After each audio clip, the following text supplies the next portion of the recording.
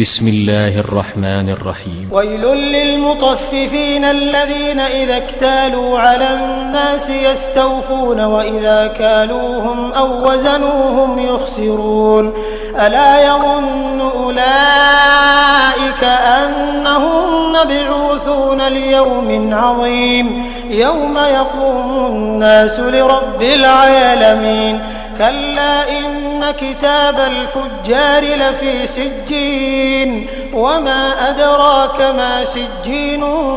كتاب مرقوم ويل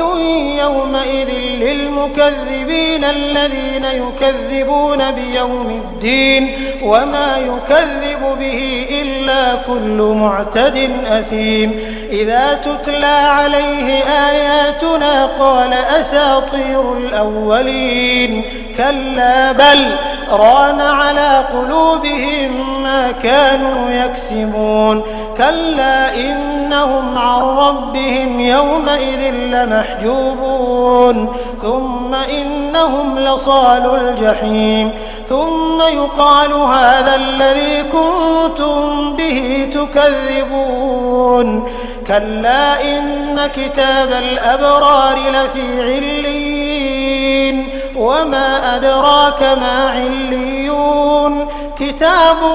مرقوم يشهده المقربون إن الأبرار لفي نعيم على الأرائك ينظرون تعرف في وجوههم نضرة النعيم يسقون من رحيق مختوم ختامه مسك وفي ذلك فليتنافس المتنافسون